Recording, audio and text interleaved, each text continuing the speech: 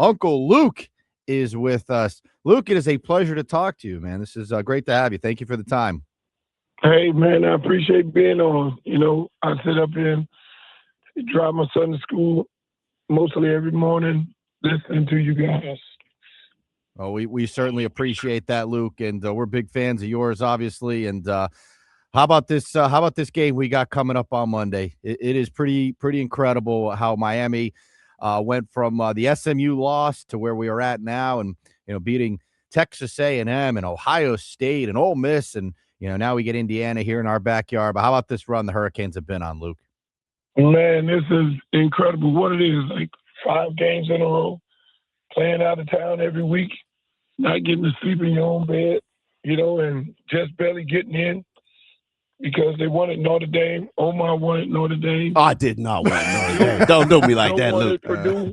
Joe wanted Purdue. I mean, it's bad out here. It's bad for Kane out here. It's bad for us. Luke, let me say this. We were having this debate. Danny says that this is a neutral game on a neutral field, and I think he's crazy.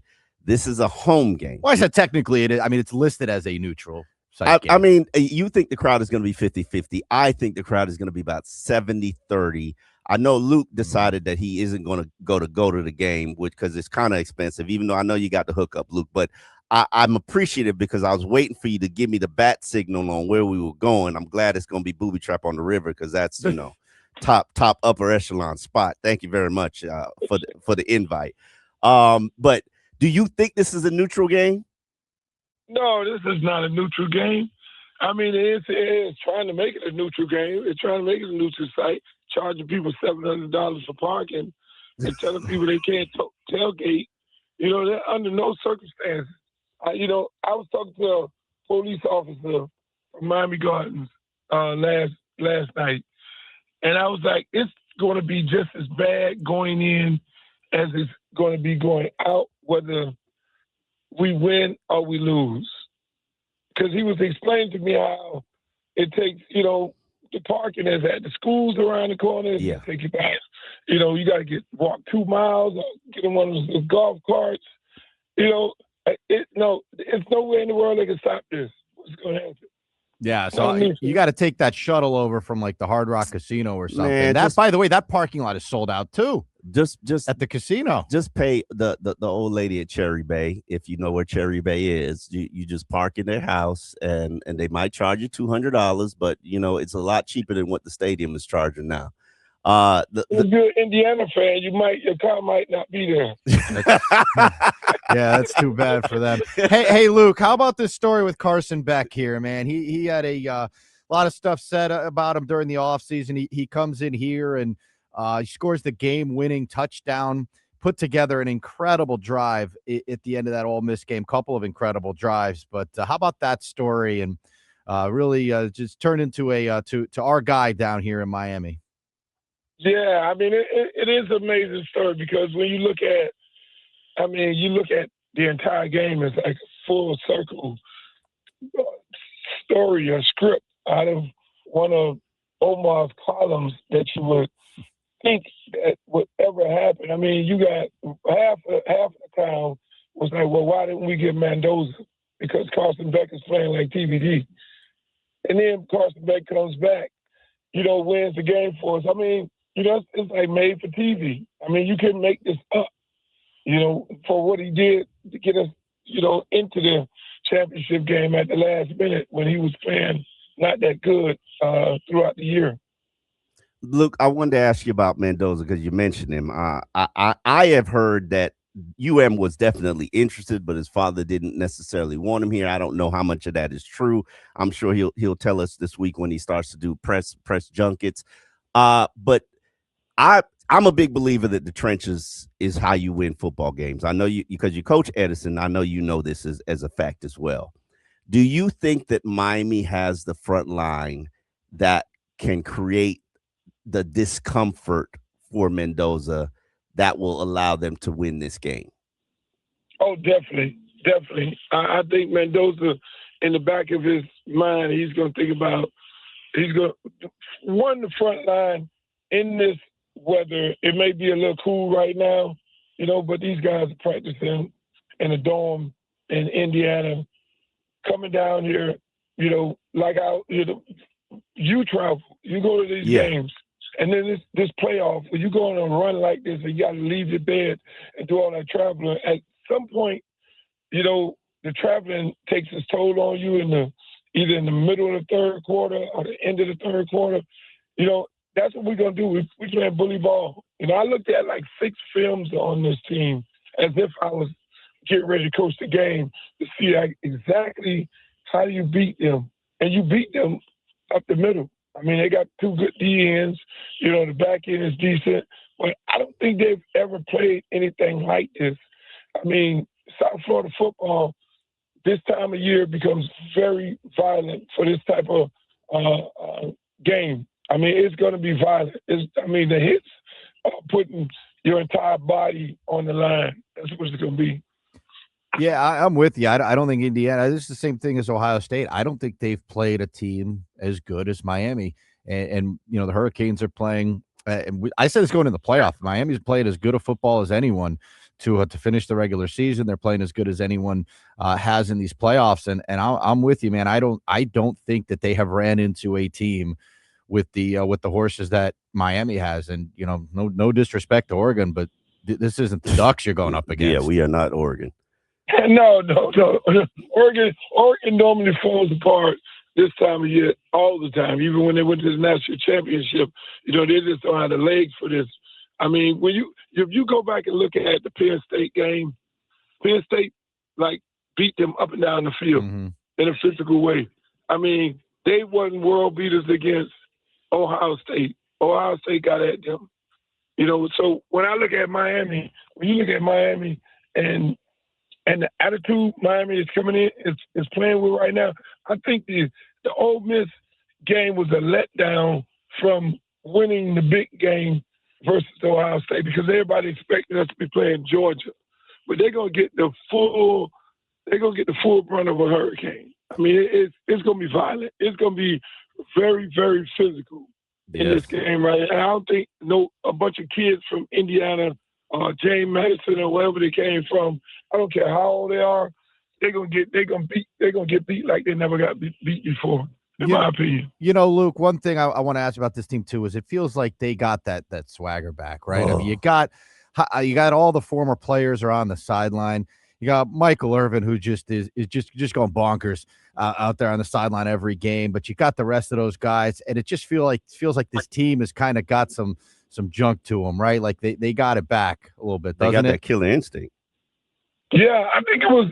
I was talking to one of the reporters that talked to a bunch of kids, and I think it was after the SMU game.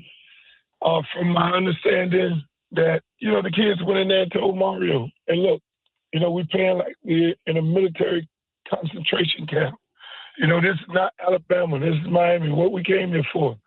And I think he turned them loose at that point. It was like, okay, you can play a little bit more edge, and the guys did that. And if you look at this is a totally different team, from the SMU game.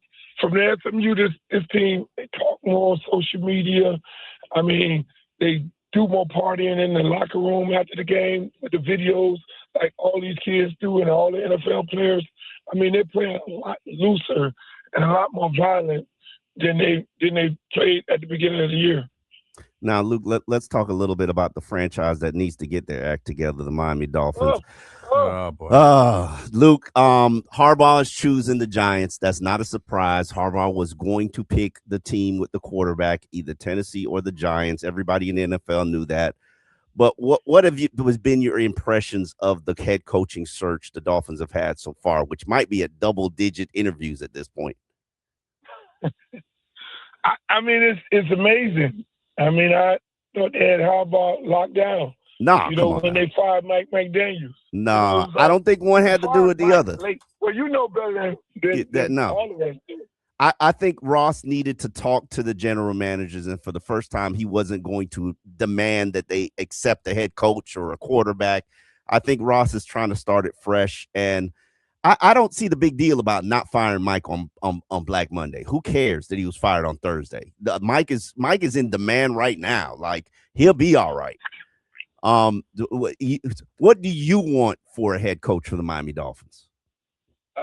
I mean, I want somebody like a Mike Tomlin, someone down that line, somebody that's going to bring physicality here and some stability. Because, I mean, the Dolphins ain't been relevant since Don Shula.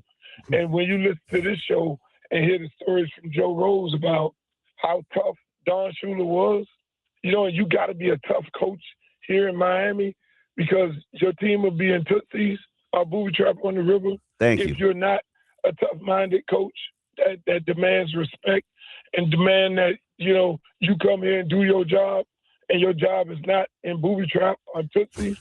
You know I keep telling them, Luke, I'm in there with the guys. I keep telling them.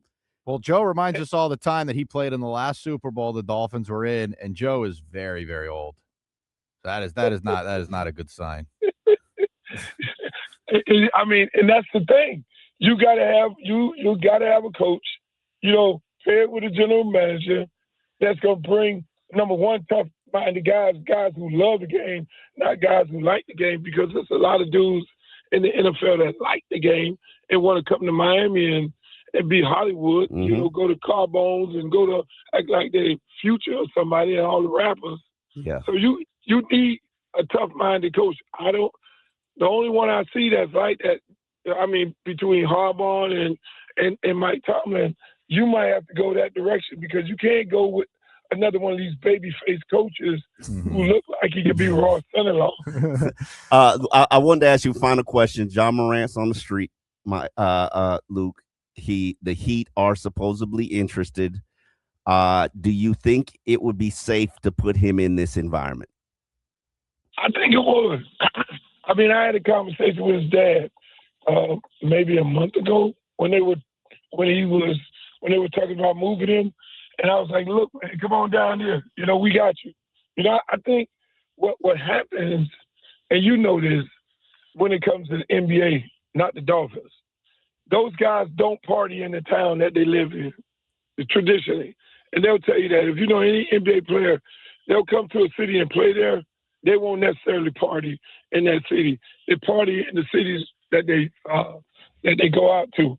So I think he'll do good here. So I was trying to explain to you, Omar. Yeah. If you live here, it's a little bit different. But Luke, speaking of parties, how can you promote promote for us what you got going on here coming up? Man, Booby Trap on the River brought me over there. Look, I'm in a win-win situation. If we lose, I'm around beautiful women. If we win, I'm around beautiful women. So I'm going to win, and I get a pocket full of money. So I'm in a win-win situation. I have Omar with me. I'm going to make sure he has a bunch of beautiful women and a stack of money so he can throw it up in the air. I mean, it's a beautiful thing. Luke, that sounds awesome, man. It sounds like a great time. And thank you so much for coming on the show. We really, really appreciate it. Hey, man, I appreciate you guys, too. Keep doing what you're doing. All right. Uncle Luke, kind enough to join us here this morning. Make sure you know it's not cool, booby man. trap. It's booby trap on the river. There's a difference. Gotcha. One of these days, man. One of these days. You don't want that. You don't want that. You don't want those problems. No, but I told you it's got to be early. I tell you, bring your wife. Bring your wife. I'm sure she'd enjoy it. We don't get a ton of date nights with these kids running around, so I don't know that that's going to be on the cards. But one of these nights, I'll go with you. We'll find a way to get Joe to come with us. All right, we got the coach of the Hurricanes, Jay Lucas. He's going to join us at 8:00 here. We'll talk some Canes hoops. Joe will stop by. Maybe you can coerce him into a guy's. I don't want to get Joe in trouble. I know how you're okay getting me in trouble. Joe lives on the edge. You don't. You're a choir boy. He lives on the edge. You're an idiot. All right, we're gonna take a pause. We'll be back on QAM.